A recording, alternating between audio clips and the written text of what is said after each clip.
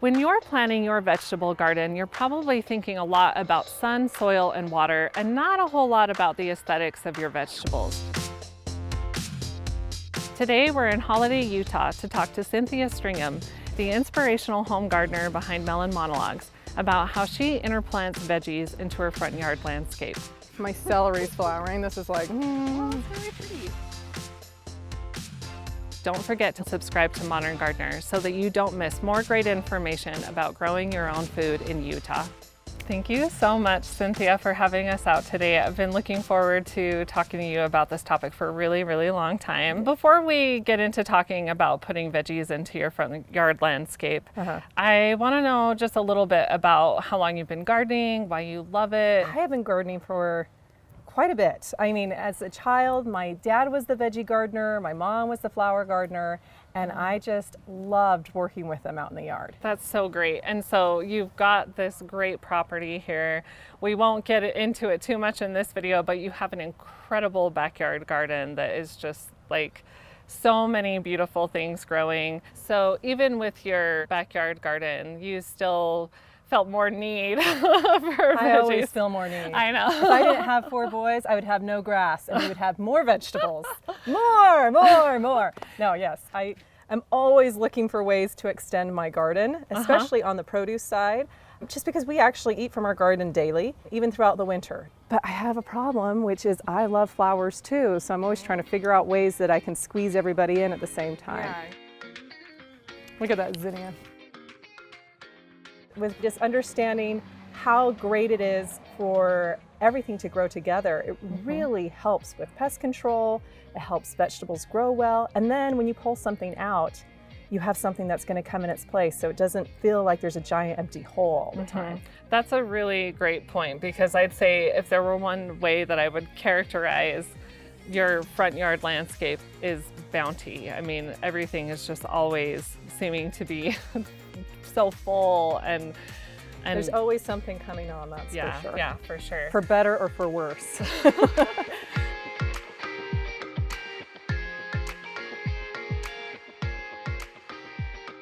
So when you're first starting to put vegetables into your landscape, I mean, what's your process for planning all of this? In January, when you're thinking about your season coming up ahead, how do you get that started? For sure. So there's a few key things that I go for. I'm always kind of looking at the height of things. The way I like to do it is I will incorporate things into lines. Okay.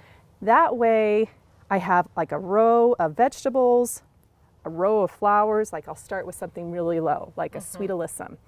And then I will plant something that is kind of low or shorter, like that I'll be pulling up frequently, like a beet, for example. Okay. And then I'll plant like another flower.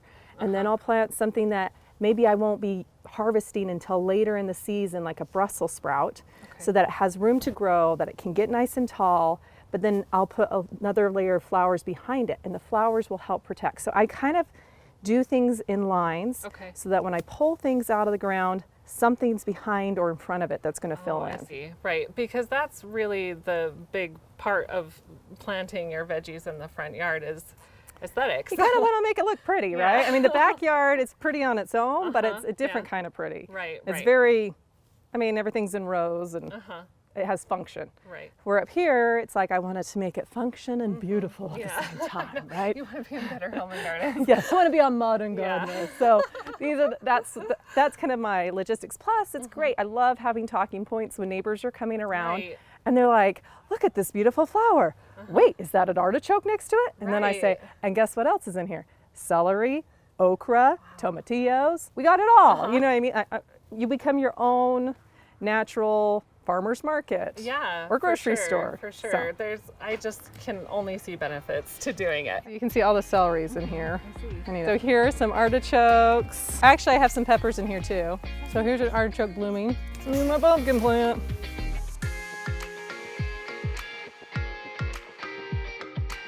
So when you're planning out your garden, how much are you really thinking about companion planting in terms of like pest control? In general, I don't plant like certain groups of crops, like my brassicas. I won't plant with my tomatoes because they're both competing for the same nutrients in the soil. As far as flowers go, I I don't think like, okay, I need to have this particular flower next to this particular plant.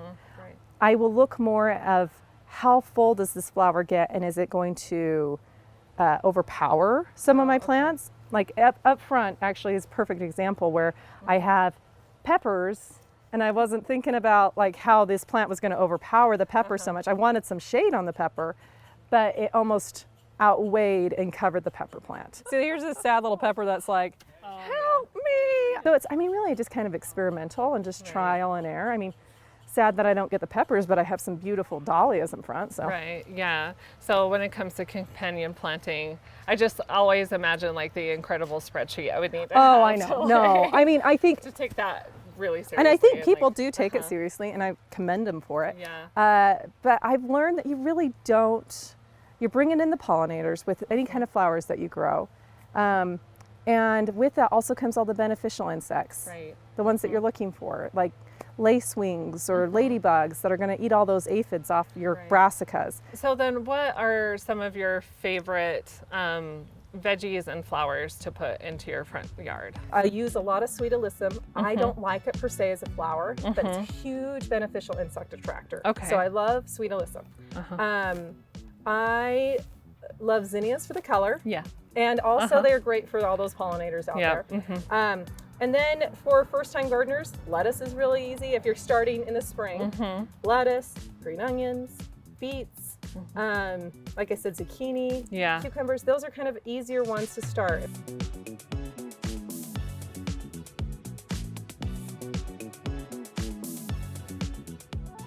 How much do you consider the water needs of your veggies with your flowers? The flowers up front, they're going to definitely need some more water. And so I'll put the vegetables that need more water up with them. Okay. But things that are more drought tolerant, that don't require so much, they kind of tend to always stay in the back. Okay. What other things are really, really big for you when it comes to doing edible landscaping? I tell this to a lot of people because they think, you know, this is how their garden's going to look the first year. And I'm not trying to be like a naysayer or a negative Nelly or anything.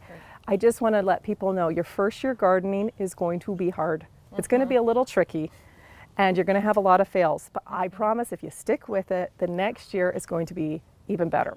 So it really is, it's a total learning process. And even though it seems so hard because it's like, oh, my season's gone, 1 year of gardening gone. It really, you'll get into the flow and you'll start figuring out the next year will be better. You'll start finding new problems, but then every year after that, it just builds on itself. So I would recommend for any gardener that's going to start, first time gardening, start small, pay attention, keep a journal, and don't be hard on yourself. You're gonna be okay. And if you don't grow produce, thankfully there's plenty of places to buy it. Well, and you've learned something. Oh yes, you process, learn. even Then if you know, lost it. check your phosphates, cover your crop. Yeah. Like every year you're gonna improve upon it.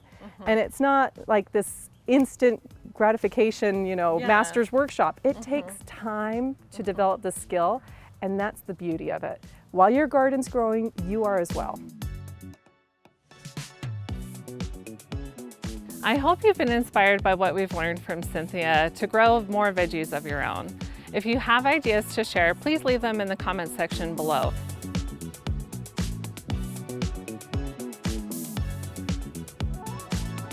I think that's probably good. You good?